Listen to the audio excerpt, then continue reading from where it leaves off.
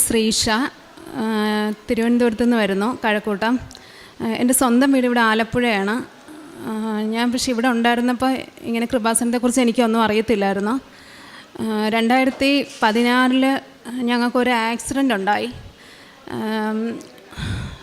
അതായത് ട്രിവാൻഡ്രം പോയി തിരിച്ചു വരുന്ന വഴിയിൽ കരുനാഗപ്പള്ളിയിൽ വെച്ചിട്ട് ഞങ്ങളുടെ കാറ് ടാങ്കർ ലോറിയായിട്ട് ഇടിച്ച് അമ്മയും ഞാനും എൻ്റെ 2 കുഞ്ഞുങ്ങളും എൻ്റെ ബ്രദറുമായിരുന്നു ഉണ്ടായിരുന്നത്. അതിൽ പിന്നെ ഞങ്ങൾ തിരിച്ചു വന്നപ്പോഴേക്കും അമ്മ ജീവനോടെ ഇല്ലായിരുന്നു. ഞാനും എൻ്റെ 2 കുഞ്ഞുങ്ങളും കരുനാഗപ്പള്ളി തൊട്ടുള്ള എല്ലാ ഹോസ്പിറ്റലുകളിൽ നിന്നും റെഫർ ചെയ്ത് ലാസ്റ്റ് വണ്ടാനം മെഡിക്കൽ കോളേജിൽ വന്നു. അവിടെയും അവർ ഇവിടുന്ന് ശരിയാവില്ല എന്നുള്ള ലെവലിൽ ഞങ്ങളെ ലേക്ക് ഷോറിലേക്ക് റെഫർ ചെയ്തു. അങ്ങനെ അവിടെ ട്രീറ്റ്മെൻറ്റൊക്കെ എടുത്തു. 16ാമത്തെ ദിവസമാണ് അമ്മ ഇല്ല എന്നുള്ള കാര്യം ഞാൻ അറിയുന്നത്. പിന്നെ ഡിസ്ചാർജായി വീട്ടിൽ വന്നു. എനിക്കും മോനും ഹെഡ് ഇഞ്ചുറിയും കുറച്ച് കൂടുതൽ പ്രശ്നങ്ങളുണ്ടായിരുന്നു. അങ്ങനെ എൻ്റെ വീട്ടിൽ നിന്ന് കുറച്ച് ട്രീറ്റ്മെൻറ്റൊക്കെ ഓക്കെ ആയി. ഞാൻ വോക്കറിൽ നടക്കാറായപ്പോഴേക്കും ഹസ്ബൻഡ് വീട്ടിലേക്ക് പോയി. അവിടെ ചെന്ന് കഴിഞ്ഞിട്ട് നല്ല രീതിയിൽ കെയറും കാര്യങ്ങളൊക്കെ ഉണ്ടായിരുന്നു. പക്ഷേ വല്ലാത്തൊരു ഒറ്റപ്പെടുന്നൊരവസ്ഥയിലായിരുന്നു ഞാൻ. അങ്ങനെ ഹസ്ബൻഡ് അപ്പം ഞങ്ങളെ നോക്കാൻ വേണ്ടിയിട്ട് ജോലി കളഞ്ഞ് നാട്ടിൽ ഞങ്ങളുടെ കൂടെ വന്നിട്ടുണ്ടായിരുന്നു. ഞങ്ങളുടെ ജീവിതത്തിൽ കുറേ ബുദ്ധിമുട്ടുകളും കാര്യങ്ങളൊക്കെ ഉണ്ടാകാൻ തുടങ്ങി. അങ്ങനെ ശരിക്കും ഒറ്റപ്പെടുന്ന അവസ്ഥയിൽ ആയി ഞാൻ. എനിക്ക് എന്താ ചെയ്യേണ്ടതെന്നോ ഒന്ന് സത്യം പറഞ്ഞാൽ എന്താണെന്നൊന്നും ആരോടെങ്കിലും സംസാരിക്കാൻ പോലും എനിക്ക് ആരുമില്ലായിരുന്നു. അങ്ങനെ ഹസ്ബൻഡ് കുറച്ച് നാൾ കഴിഞ്ഞപ്പോഴേക്കും ജോലിക്കായിട്ട് UAE പോയി. പിന്നെ ഞാനും എൻ്റെ കുഞ്ഞുങ്ങളും മാത്രമായി. ശാരീരികമായിട്ട് ഒരുപാട് ബുദ്ധിമുട്ടുകൾ എനിക്കുണ്ടായിരുന്നു. ആ വേദനയും പിന്നെ അമ്മ പോയി എന്നുള്ളത് ഇതുവരെ എനിക്ക് അക്സെപ്റ്റ് ചെയ്യാൻ പറ്റാത്തൊരു കാര്യമാണത്. അങ്ങനെ എന്താ ചെയ്യേണ്ടത് ഒന്നും ഫുൾ ബ്ലാങ്ക് ആയിരുന്നു. ആ സമയത്ത് യൂട്യൂബിൽ കൂടെ ഓരോ ഈ ഞാനൊരു ഹിന്ദുവാണ്, ക്രിസ്ത്യൻ ടോക്കുകളൊക്കെ ഇങ്ങനെ കേൾക്കാൻ തുടങ്ങി. പിന്നെ എൻ്റെ പകലുള്ള ഒരു പരിപാടി എന്ന് വെച്ചാൽ വണ്ടിയെടുത്ത് കോസ്റ്റൽ ഏരിയയിലേക്ക് പോകും. ആ സൈഡിൽ ഒത്തിരി പള്ളികളുണ്ട്. ഞാനിപ്പോൾ അങ്ങനെ വേളിയിൽ പള്ളിയിലൊരു ആരാധന ചാപ്പലിൽ വെച്ചിട്ട് എന്നോടൊരു ചേച്ചി എന്നോട് പറഞ്ഞു, മോൾ എപ്പോഴും ഇവിടെ വരുന്ന കാണാമല്ലോ, കൃപാസനം എന്നൊരു പള്ളി ആലപ്പുഴയിലുണ്ട്, മോൾക്ക് എന്തെങ്കിലും വിഷമങ്ങളുണ്ടെങ്കിൽ അവിടെ ചെന്ന് ഉടമ്പടി എടുക്കാമെന്ന് പറഞ്ഞു. അന്നാണ് സത്യം പറഞ്ഞാൽ എൻ്റെ വീട് ഇതിൻ്റെ കുറച്ചടുത്താണ്, അതായത് ഈ കൊമ്മാടി ബൈപ്പാസിൻ്റെ അടുത്താണ് എൻ്റെ വീട്. അന്നാണ് ഞാൻ ഇതിനെക്കുറിച്ച് കൂടുതൽ അറിയുന്നത്. പക്ഷേ ഒരുപാട് വർഷങ്ങൾക്ക് മുമ്പ് ഞാൻ ഇതുവഴി പോകുമ്പോൾ ഇവിടെ മാതാവിൻ്റെ ഒരു ഗ്രോട്ടോ ഉണ്ട് ഫ്രണ്ടിൽ. അവിടെ ഞാൻ മെഴുകുതിരി കത്തിച്ചിട്ടുണ്ട്, അതെനിക്കറിയാം. പക്ഷേ ഇവിടെ ഉടമ്പടി ഉണ്ടെന്ന് അങ്ങനെയൊന്നും എനിക്കറിയില്ല. അങ്ങനെ ഞാൻ എൻ്റെ മക്കളെ ആയിട്ട് വന്നിട്ട് ഇവിടെ ഒന്ന് ഉടമ്പടി എടുത്ത് പിന്നെ അന്ന് സ്ഥിരമായിട്ട് 2018 അവസാനമാണ് ഉടമ്പടി എടുക്കുന്നത്. അപ്പോൾ ഇവിടെ സ്ഥിരമായിട്ട് ധ്യാനം കൂടാൻ വരണമായിരുന്നു. സത്യം പറഞ്ഞാൽ എൻ്റെ മുട്ടിൽ റോഡ് ചെയ്തിട്ടുണ്ട്, മുട്ടെല്ലാം പോയിട്ട് താഴെ സ്റ്റീലുണ്ട്. ഇത്രയും പ്ലാസ്റ്റിക് സർജറി ചെയ്തേക്കുന്നതാണ്. അപ്പോൾ ശാരീരികമായിട്ട് ഒരുപാട് ബുദ്ധിമുട്ടുകൾ ഉണ്ടെങ്കിൽ പോലും ഞാൻ ഇവിടുത്തെ പ്രാർത്ഥനകൾ മുട്ടുകുത്തി എന്ന് പ്രാർത്ഥിക്കാൻ തുടങ്ങിയോ അന്ന് തൊട്ട് എൻ്റെ മുട്ടിൻ്റെ വേദനകളെല്ലാം മാറാൻ തുടങ്ങി. പിന്നെ ധ്യാനം കൂടാനായിട്ട് ഞാനും എൻ്റെ കുഞ്ഞും കൂടെ ഇങ്ങോട്ടൊന്നും കയറാൻ പറ്റില്ല ഞങ്ങൾ എന്നിട്ട് വഴിയില്ലാ തിണ്ണയിലിരുന്നാണ്. എൻ്റെ മോൻ എന്ന് 1.5-2 വയസ്സേ ഉള്ളൂ ആ സമയത്ത് ധ്യാനം കൂടുന്നത്. കുഞ്ഞിനിപ്പോൾ ഒന്നും അറിയത്തില്ല. കുഞ്ഞ് ആദ്യം ബഹളമൊക്കെ വയ്ക്കും, ചൂടൊക്കെ എടുത്ത് ഭയങ്കര പ്രശ്നമാണെങ്കിലും പിന്നെ അവന് ഇരിക്കാൻ തുടങ്ങി. അങ്ങനെ ഇവിടുത്തെ ആ വെറും തിണ്ണയിൽ വന്നിരുന്ന് ധ്യാനം കൂടിയാണ് എൻ്റെ ജീവിതം മേൽപോട്ട് കയറാൻ തുടങ്ങിയത്. ഒന്നാമതായിട്ട് സാക്ഷ്യം എന്ന് വെച്ചാൽ ഞങ്ങൾ ഇവിടുന്ന് ആക്സിഡൻറ്റ് കഴിഞ്ഞ് എൻ്റെ ഹസ്ബൻഡ് വീട്ടിലേക്ക് തിരിച്ചു ചെന്ന് ഞങ്ങൾ മാത്രം ആയി കഴിഞ്ഞതിന് ശേഷം വീട് നിറച്ച് പാമ്പാണ്. പാമ്പെന്ന് വെച്ചാൽ അടുക്കളയിൽ കുക്ക് ചെയ്യാൻ ചെല്ലുമ്പോൾ വാഷ് ബേസിൻ്റെ അകത്ത് പാമ്പുണ്ടാവും. അത് കഴിഞ്ഞ് ഉറങ്ങാൻ ചെല്ലുമ്പോഴേക്കും കട്ടിലിൻ്റെ അടിയിൽ ഒരു പാമ്പുണ്ടാവും. പിന്നെ ഒരിക്കലും ഞാൻ നോക്കുമ്പോഴേക്ക് എൻ്റെ മോൻ ഒരു പാമ്പിൻ്റെ കൂടെ ഇരുന്ന് കളിച്ചുകൊണ്ടിരിക്കുകയാണ്. എവിടെ നോക്കിയാലും പാമ്പ്. ഇതിന് തല്ലിക്കൊല്ലാൻ വീട്ടിൽ ആണുങ്ങളാരും ഇല്ല. പിന്നെ അപ്പുറത്തെ ഒരു ചേച്ചിയെ വിളിച്ചിട്ട് ഞാൻ അതിനെ കൊല്ലും. പിന്നെ ബാബാ സുരേഷ് വന്ന് വീട്ടിൽ നിന്ന് മൂർഖനെ പിടിച്ചിട്ട് പോകും. ഇതൊക്കെ സ്ഥിരമായി.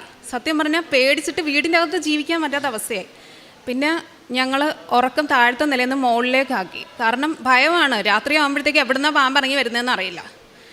അങ്ങനെ ഒത്തിരി വിഷമിച്ചിരിക്കുന്ന സമയത്താണ് ഞാൻ പള്ളിയിൽ പോകാൻ തുടങ്ങി, ഇവിടത്തെക്കുറിച്ച് അറിഞ്ഞ് ഇവിടെ വരുന്നത്. ഇവിടെ ഞാൻ ആദ്യമായിട്ട് വന്നന്ന് ഇവിടുന്ന് മാതാവിൻ്റെ ഒരു ഫോട്ടോ വാങ്ങിച്ച് ഞാൻ എൻ്റെ വീട്ടിൽ കൊണ്ടുപോയി.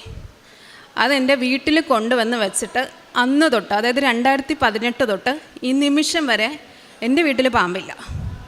പിന്നെ ഇടയ്ക്ക് വെച്ച് എല്ലാവരും പോലെ എനിക്കൊരു ഡൗട്ട് തോന്നി, ചിലപ്പോൾ ഇനിയിപ്പോൾ പാമ്പ് അത് നമ്മുടെ തോന്നലായിരിക്കും അല്ലേ, അതൊക്കെ അതിൻ്റെ സമയമായപ്പോൾ അത് മാറിപ്പോയതായിരിക്കുമെന്ന് തോന്നി. അന്ന് എൻ്റെ വീട്ടിൽ പാമ്പ് വന്നു.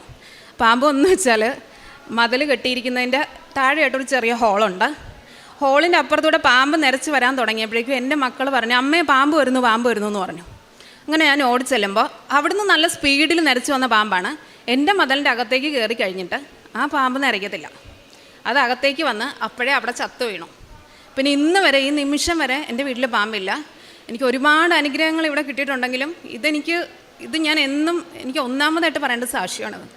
കാരണം അത്രയും വിഷമിച്ചിരിക്കുന്ന, പേടിച്ച് ഭയന്ന് ഉറങ്ങാൻ പോലും പറ്റാതെ ജീവിക്കുന്ന സമയത്താണ് ഈ ഒരു കാര്യം ഉണ്ടാകുന്നത്. രണ്ടാമതായിട്ട് ഞാനൊരു നേഴ്സാണ്, കുവൈറ്റിൽ വർക്ക് ചെയ്തുകൊണ്ടതാണ്. എനിക്ക് കല്യാണം കഴിഞ്ഞിട്ട് പിന്നെ ജോലിക്ക് പോകാൻ പറ്റിയിട്ടില്ല. അങ്ങനെ പക്ഷേ എൻ്റെ സർട്ടിഫിക്കറ്റ്സ് എല്ലാം നഷ്ടപ്പെട്ടു പോയി, കുവൈറ്റിൽ നഷ്ടപ്പെട്ടു പോയി. എനിക്കത് തിരിച്ചെടുക്കാനായിട്ട് ഒരു ഫോട്ടോസ്റ്റാറ്റ് കോപ്പി പോലും എൻ്റെ കയ്യിലില്ലായിരുന്നു. പിന്നെ ഈ ആക്സിഡൻറ്റും കാര്യങ്ങളും എല്ലാം കഴിഞ്ഞ് എവിടെ എന്താ എനിക്കൊന്നും അറിയില്ല. എനിക്ക് ഒന്നിനെക്കുറിച്ച് ഞാൻ ബോധേഡല്ല, അതിനെക്കുറിച്ച് ഒന്നിനും ഒരു ഇതുമില്ല. അങ്ങനെ പിന്നെ എനിക്ക് ജോലി വേണോ, 2 ചെറിയ കുട്ടികളേ ഉള്ളൂ, അവരെ ഇട്ടിട്ട് ജോലിക്ക്. അപ്പോൾ ഹസ്ബൻഡ് പറഞ്ഞു ഇവരെ ഇട്ടിട്ട് ജോലിക്ക് പോകാൻ പറ്റില്ലല്ലോ. അങ്ങനെ പക്ഷെ ഒരു ഫോട്ടോസ്റ്റാറ്റ് കോപ്പി പോലും ഇല്ല ഈ സർട്ടിഫിക്കറ്റ്സ് എടുക്കാൻ. ഉടമ്പടി എടുത്തു കഴിഞ്ഞ് അത്രയും വർഷം നോക്കിക്കൊണ്ടിരുന്നിട്ട് കാണാത്ത സർട്ടിഫിക്കറ്റ്സിൻ്റെ കുറച്ച് കോപ്പികൾ എനിക്ക് കിട്ടി. അങ്ങനെ എനിക്ക് അതിൻ്റെ ഡ്യൂപ്ലിക്കേറ്റ് എടുത്ത്, സത്യം പറഞ്ഞാൽ എൻ്റെ പഠനമോ ജോലിയോ എല്ലാം അവിടെ അവസാനിച്ചു എന്ന് വിചാരിച്ചിരുന്നതായിരുന്നു ഞാൻ. അവിടെ നിന്ന് ഞാൻ GNM നേഴ്സായിരുന്നു. എനിക്ക് പോസ്റ്റ് PSCക്ക് ജോയിൻ ചെയ്യാനും തടസ്സങ്ങളൊന്നും കൂടാതെ എനിക്ക് എക്സാം എഴുതി എക്സാമിൽ പാസ്സാവാനും സാധിച്ചു. അപ്പോൾ എക്സാമിന് പോകുന്ന സമയത്ത് 2 മാസത്തോളം എനിക്ക് നാട്ടിൽ നിന്ന് മാറി നിൽക്കേണ്ടി വരുമായിരുന്നു. പക്ഷേ എനിക്ക് ഒട്ടും പ്രതീക്ഷിക്കാതെ തന്നെ എൻ്റെ ഹസ്ബൻഡിൻ്റെ വീട്ടിൽ അവർ കുട്ടികൾ നോക്കിക്കോളാം, എക്സാം എഴുതിയിട്ട് വാന്ന് പറഞ്ഞ് അങ്ങനെ ഹസ്ബൻഡിൻ്റെ വീട്ടിൽ കുട്ടികളാക്കി എനിക്ക് എക്സാം എഴുതി വരാൻ സാധിച്ചു. പിന്നെ എൻ്റെ വീട്ടിൽ അമ്മ മരിച്ചതിന് ശേഷം ശരിക്കും ഞങ്ങളുടെ കുടുംബം തന്നെ തകർന്നൊരവസ്ഥയിലായിരുന്നു. കാരണം അമ്മയായിരുന്നു ഞങ്ങളുടെ വീട്ടിലെ എല്ലാം. അപ്പോൾ പലരും എന്നെ കുറ്റപ്പെടുത്തിയിട്ടുണ്ട്. കാരണം എൻ്റെ കൂടെ ട്രിവാൻഡ്രം പോയിട്ട് തിരിച്ച് വരുന്ന സമയത്താണ് ഈ ആക്സിഡൻ്റ് ഉണ്ടാകുന്നത്. എന്നെ ഡയറക്റ്റായിട്ട് വരെ എന്നോട് ഇങ്ങനെ കുറ്റപ്പെടുന്ന രീതിയിൽ ഞാൻ കാരണം അമ്മ മരിച്ചു എന്നുള്ള അങ്ങനത്തെ ഒരു ഇത് ഞാൻ കേൾക്കേണ്ടി വന്നിട്ടുണ്ട് ഒരുപാട് കാലം. അപ്പോൾ എങ്ങനെയെങ്കിലും ബ്രദറിന് ഒരു കല്യാണം ഒന്ന് പെട്ടെന്നായാൽ മതി. ഞങ്ങൾ ഒരുപാട് ശ്രമിക്കുന്നുണ്ടായിരുന്നു, പക്ഷേ കല്യാണം ശരിയാവുന്നില്ലായിരുന്നു. ഞാൻ ഇവിടെ വന്ന് പ്രാർത്ഥിച്ച് കുറച്ച് നാൾ കഴിഞ്ഞപ്പോഴേക്കും കല്യാണം ശരിയായി. ഇപ്പോൾ ആൾക്കൊരു കുട്ടിയുണ്ട്. അവനും ചെറിയ പ്രശ്നങ്ങളൊക്കെ ഉണ്ടായിരുന്നു. അതായത് അവന് 8-ാം മാസത്തിൽ സ്കാൻ ചെയ്തപ്പോൾ കുഞ്ഞിൻ്റെ ഒരു കിഡ്നി കാണുന്നില്ല എന്ന് ഡോക്ടർ പറഞ്ഞു. അങ്ങനെ അവർ ഒരുപാട് വിഷമിച്ചു. ഞാൻ ആ സമയത്ത് പറഞ്ഞു, നിങ്ങൾ വിഷമിക്കേണ്ട, നമുക്ക് മാതാവിൻ്റെയൊക്കെ പ്രാർത്ഥിക്കാമെന്ന് പറഞ്ഞു. അങ്ങനെ അമൃതയിലേക്ക് സ്കാനിങ്ങിന് പോകുന്ന വഴി അവർ ഇവിടെ വന്ന് മാതാവിനോട് പ്രാർത്ഥിച്ച് അവിടെ ചെന്ന് സ്കാൻ ചെയ്തപ്പോൾ അത്രയും സമയം കണ്ടില്ല എന്ന് പറഞ്ഞ് കിഡ്നി അവിടെ ഉണ്ട്, കുഴപ്പമൊന്നുമില്ലായിരുന്നു. കുഞ്ഞിന് കുറച്ച് അസ്വസ്ഥതകളൊക്കെ ഉണ്ടായിരുന്നു, അതെല്ലാം മാറി. പിന്നെ ഹസ്ബൻഡ് UAE-യിലാണ് വർക്ക് ചെയ്യുന്നത്. വർക്ക് പ്രഷർ ഒത്തിരി ഉണ്ടായിരുന്നു. അങ്ങനെ ഒരു കമ്പനിയിൽ നിന്ന് മാറി അടുത്തതിലേക്ക് കയറാൻ വേണ്ടിയിട്ട് ശ്രമിക്കുന്നുണ്ടായിരുന്നു. അത് ഒരു ദിവസം പോലും ജോലി ഇല്ലാതെ നിൽക്കേണ്ട അവസ്ഥ വരുത്താതെ തന്നെ അടുത്ത കമ്പനിയിലേക്ക് കൊടുത്ത് മാതാവൻ ഞങ്ങളെ അനുഗ്രഹിച്ചു. അടുത്തതായിട്ട് ഞങ്ങൾ ഈ ആക്സിഡൻറ്റ് കഴിഞ്ഞ് ശരിക്കും UAE-യിലേക്ക് പോകാൻ വേണ്ടി ഇരുന്നതായിരുന്നു. അപ്പോഴാണ് ഈ ആക്സിഡൻറ്റും കാര്യങ്ങളൊക്കെ ഉണ്ടാകുന്നത്. അത് കഴിഞ്ഞ് സാമ്പത്തികമായിട്ട് ഒരുപാട് ഞങ്ങൾ തകർന്നു പോയി. അങ്ങനെ പിന്നെ പോകാൻ ശ്രമിക്കുന്നുണ്ടെങ്കിലും പല തടസ്സങ്ങളായിരുന്നു. ഞാനൊരു നേഴ്സായിട്ട് പോലും എനിക്ക് വിദേശത്തേക്ക് പോകുന്നതിൽ ഒത്തിരി തടസ്സങ്ങൾ വന്നു. ഇപ്പോൾ ദൈവാനുഗ്രഹം കൊണ്ട് ഞാനിവിടെ കഴിഞ്ഞ സൺഡേ ഞാനിവിടെ ആലപ്പുഴയിൽ വന്നതാണ്. എനിക്കെപ്പോഴും ആഗ്രഹം ഉണ്ടായിരുന്നു ഇവിടെ എപ്പോഴും പകൽ വന്ന് കുറേ നേരം ഇരുന്നിട്ട് പോകാൻ പറ്റണമെന്ന്. കഴിഞ്ഞ ബുധനാഴ്ച തൊട്ട് ഞാനിവിടെ പകൽ വന്ന് രാവിലെ വന്നിട്ട് വൈകുന്നേരം പോകും, അങ്ങനെയാണ്. അങ്ങനെ ഞാനിപ്പോൾ ഈ ബുധനാഴ്ച വന്നപ്പോഴത്തേക്ക് ഇവിടെ അന്ന് ബുധനാഴ്ച കംപ്ലീറ്റും എനിക്ക് തോന്നുന്നു ഒരു 10 എണ്ണം പറഞ്ഞതിൽ ഒരു 90% ദുബായ്ക്കാരുടെ സാക്ഷ്യങ്ങളായിരുന്നു. അപ്പോൾ അത് കേട്ട് ഞാൻ വീട്ടിൽ ചെന്നപ്പോഴത്തേക്കും ഹസ്ബൻഡ് ഞങ്ങൾക്ക് വിസയ്ക്ക് അപ്ലൈ ചെയ്തിട്ടുണ്ടായിരുന്നു. അതിൽ കുറേ തടസ്സങ്ങളൊക്കെ ഉണ്ടായിരുന്നു. എനിക്കും എൻ്റെ കുഞ്ഞുങ്ങൾക്കും തിരിച്ച് UAE-യിലേക്ക് ചെല്ലാൻ വേണ്ടിയിട്ടുള്ള വിസ ഹസ്ബൻഡ് അയച്ചു തന്നിട്ടുണ്ട്. എനിക്ക് ആദ്യം ഇവിടെ വന്ന് സാക്ഷ്യം പറയണമെന്നുണ്ടായിരുന്നു. അത് കഴിഞ്ഞിട്ട് ഇനി മറ്റൊരാളുടെ ഇത് പറയാവുള്ളെന്നുണ്ടായിരുന്നു. അതുകൊണ്ട് ഞാൻ ഇന്ന് സത്യം പറഞ്ഞാൽ ഇവിടെ വരുന്നത്. എൻ്റെ മക്കളെയും കൂട്ടി ഇവിടെ ഒന്ന് സാക്ഷ്യം പറയണമെന്നായിരുന്നു എനിക്ക് ആഗ്രഹം. കുഞ്ഞുങ്ങളിപ്പോൾ എൻ്റെ കൂടെ അല്ല, ട്രിവാൻഡ്രത്താണ്. പിന്നെ എൻ്റെ മോൾക്ക് കൊറോണ ടൈം കഴിഞ്ഞപ്പോഴേക്കും ആസ്മ വന്നു. ഇൻഹേലർ ഇല്ലാതെ ജീവിക്കാൻ പറ്റത്തില്ല എന്നുള്ളൊരവസ്ഥയായി. അങ്ങനെ ഇൻഹേലർ വാങ്ങിച്ച് യൂസ് ചെയ്യാൻ തുടങ്ങി. ആളുടെ ആ സമയത്ത് ആൾക്ക് 7 വയസ്സേ ഉള്ളൂ. ഇൻഹേലർ യൂസ് ചെയ്യാൻ തുടങ്ങിയപ്പോഴേക്കും കണ്ണിന് ചുറ്റിനെല്ലാം കറുപ്പ് നിറം. ആളെ കണ്ടാൽ തന്നെ നമുക്ക് സങ്കടം വരും. അങ്ങനെ ഞാനിപ്പോൾ ഇവിടെ കുഞ്ഞുമായിട്ട് വന്ന് ഞാനിവിടെ പ്രാർത്ഥിച്ചു, എൻ്റെ മാതാവേ, ഈ പെങ്കൊച്ചിനെ എപ്പോഴും ഇങ്ങനെ ഈ വയ്യാതെ ഇങ്ങനെ ഇൻഹേലറുമായിട്ട് ജീവിതകാലം മുഴുവൻ നടക്കാൻ പറ്റുമോ എന്ന് ഓർത്ത് ഞാനിവിടെ ഒത്തിരി വിഷമിച്ചു. അന്ന് എൻ്റെ ഭാഗ്യത്തിന് അച്ഛനെ കാണാനുള്ളൊരു ഭാഗ്യം എനിക്ക് കിട്ടി. അങ്ങനെ അച്ഛൻ തലയിൽ കൈവച്ച് പ്രാർത്ഥിച്ചു. അന്ന് ഞാനിവിടെ നിന്ന് ഇറങ്ങിയപ്പോഴത്തേക്ക് ആ ഇൻഹേലർ എടുത്ത് മാറ്റി. ഞാൻ പറഞ്ഞു, ഇനി നിനക്ക് ശ്വാസം മുട്ടൽ വരത്തില്ല, കഴിഞ്ഞു, മാതാവെല്ലാം കേട്ട് നമ്മുടെ കാര്യങ്ങളെല്ലാം ശരിയായി എന്ന് പറഞ്ഞ് മാറ്റി. ഈ നിമിഷം വരെ കുഞ്ഞിന് കുഴപ്പങ്ങളൊന്നുമില്ല. പിന്നെ സാമ്പത്തികമായിട്ട് ഞങ്ങൾക്ക് കുറച്ച് പ്രശ്നമെങ്കിലും ഞങ്ങൾ അത്യാവശ്യം നല്ല രീതിയിലൊക്കെയാണ് ജീവിച്ചുകൊണ്ടിരുന്നത്. ഞങ്ങളുടെ ആക്സിഡൻറ്റിൽ ആദ്യത്തെ കാറ് പോയായിരുന്നു. അപ്പോൾ രണ്ടാമതൊരു കാർ എടുക്കണം എന്നുള്ളത്, എനിക്ക് അങ്ങനെ കാറ് വാങ്ങിക്കാൻ പറ്റി. അതിനുശേഷം എനിക്ക് കാറ് ഡ്രൈവ് ചെയ്യാൻ എനിക്ക് ഭയമാണ്. കാരണം കാറിലേക്ക് കയറുമ്പോഴൊക്കെ എനിക്ക് വേറെ കാര്യങ്ങൾ ഓർമ്മ വരുന്നത്. അങ്ങനെ പക്ഷേ ഇവിടെ വന്ന് പ്രാർത്ഥിച്ചതിൻ്റെ ഫലമായിട്ട് എനിക്ക് ആ ഭയം എനിക്ക് അമ്മ മാതാവ് മാറ്റിത്തന്നു. ഇതുപോലെ ഒരുപാട് സാക്ഷ്യങ്ങളുണ്ട്. എനിക്ക് പ്രേക്ഷിത പ്രവർത്തനങ്ങളായിട്ട് ഞാൻ ചെയ്യാറുള്ളത്, ഇവിടുന്ന് പേപ്പർ കഴിഞ്ഞ പ്രാവശ്യം ഞാൻ ഉടമ്പടി പുതുക്കിയിട്ട് എപ്പോഴും ഞാൻ ഉടമ്പടി പുതുക്കാൻ എപ്പോൾ വരുന്ന അപ്പോഴെല്ലാം പേപ്പർ കൊണ്ട് ഞാൻ എൻ്റെ വീട്ടിൽ പോകത്തില്ല. ഇവിടുന്ന് തന്നെ ഡയറക്റ്റായിട്ട് ഹോസ്പിറ്റലിലോ എവിടെയെങ്കിലും ഞാൻ പോയി പ്രാർത്ഥിച്ച് പേപ്പർ കൊടുക്കാറാണ് പതിവുള്ളത്. ഉടമ്പടി പത്രം ഒരുപാട് പേരെ സഹായിക്കുന്നുണ്ട്. പലരും ഇങ്ങോട്ട് വന്ന് ചോദിച്ച് വാങ്ങിച്ച് കരഞ്ഞ് ചോദിച്ചൊക്കെ വാങ്ങിക്കാറുണ്ട്. ലാസ്റ്റ് ടൈം ഞാനിവിടെ വന്ന് ഉടമ്പടി പുതുക്കുന്ന സമയത്ത് എനിക്ക് ഇവിടെ കൊടുക്കാൻ പറ്റിയില്ല. ഞാൻ അത് കൊണ്ട് വീട്ടിൽ പോയി. പക്ഷേ അതിലൊരു ഘട്ടം എനിക്ക് മിച്ചം വന്ന് എനിക്ക് കൊടുക്കാൻ പറ്റിയില്ല. അത് ഞാൻ ഓർത്ത് കൊടുക്കാം, അത് വലിയ കാര്യമല്ലോ എന്ന് വെച്ച് വീട്ടിൽ വെച്ച്. പക്ഷേ ഇപ്പോൾ ഉടമ്പടി പുതുക്കേണ്ട ഡേറ്റ് വന്നപ്പോഴേക്കും ഞാനിവിടെ വന്നു. അപ്പോൾ ഞാൻ ഓർത്ത് അതും ഇതും എല്ലാം കൂടെ ഒരുമിച്ച് കൊടുക്കാം എന്ന് ഓർത്തിട്ട് ഞാൻ വന്നത്.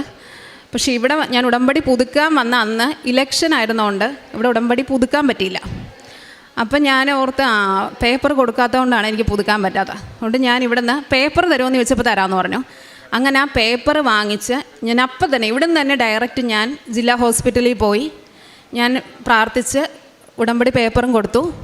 അതേപോലെ ഒരുപാട് പേര് ഒത്തിരി വിഷമതകൾ പറഞ്ഞു, പ്രാർത്ഥിക്കണമെന്ന് പറഞ്ഞു. അതുപോലെ നമ്മുടെ ചാനൽ സബ്സ്ക്രൈബ് ചെയ്യാൻ വേണ്ടി ഒന്ന് കാണിച്ചു കൊടുക്കും, അങ്ങനെയൊക്കെ പറഞ്ഞു. അങ്ങനെ കാര്യങ്ങൾ പറഞ്ഞ് പലർക്കും പത്രം കൊടുക്കാൻ എനിക്ക് സാധിച്ചു. അതിന് ശേഷം മാത്രമാണ് എനിക്ക് ഉടമ്പടി പുതുക്കാൻ സാധിച്ചത്. അപ്പോൾ അച്ഛൻ പറയുന്ന പോലെ അമ്മ മാതാവിൻ്റെ ഏറ്റവും വലിയൊരു നമ്മളെ പ്രേക്ഷിത പ്രവർത്തനം ശരിക്കും പത്രമാണ്. അത് നല്ല രീതിയിൽ ആളുകളുടെ കയ്യിലെത്തണമെന്ന് അമ്മ നന്നായിട്ട് ആഗ്രഹിക്കുന്നുണ്ട്. അങ്ങനെ പിന്നെ ഞാൻ എക്സാമിന് ബാംഗ്ലൂർ പോകുന്ന സമയത്ത് എനിക്ക് ഈ കാരുണ്യ പ്രവർത്തികൾ ഞാനിങ്ങനെ ദിവസം നോക്കി അങ്ങനെയൊന്നുമില്ല, എന്നെക്കൊണ്ട് പറ്റുമ്പോഴെല്ലാം ഞാൻ ചെയ്യാറുണ്ട്. ഞാൻ ബാംഗ്ലൂരിൽ പോകുന്ന സമയത്ത് ഞാൻ ഓർത്ത് ഇവിടെ എന്തെങ്കിലും ചെയ്യണമല്ലോ, എന്താ ചെയ്യേണ്ടത്, എനിക്കപ്പോൾ എന്താ ചെയ്യേണ്ടതെന്നൊന്നും അറിയില്ല. ഞാനങ്ങനെ ഗൂഗിളെടുത്ത് സെർച്ച് ചെയ്തപ്പോഴേക്കും ഓഫണേജ് എവിടെയാണെന്ന് സെർച്ച് ചെയ്തപ്പോൾ ഓഫണേജ് ഇല്ല. പിന്നെ മദർ തെരേസ ചാരിറ്റി ഹോം എന്ന് കണ്ടു. ഞാനങ്ങനെ എലഹങ്കയിലുള്ള അമ്മയുടെ ചാരിറ്റി ഹോമിൽ ചെന്നു.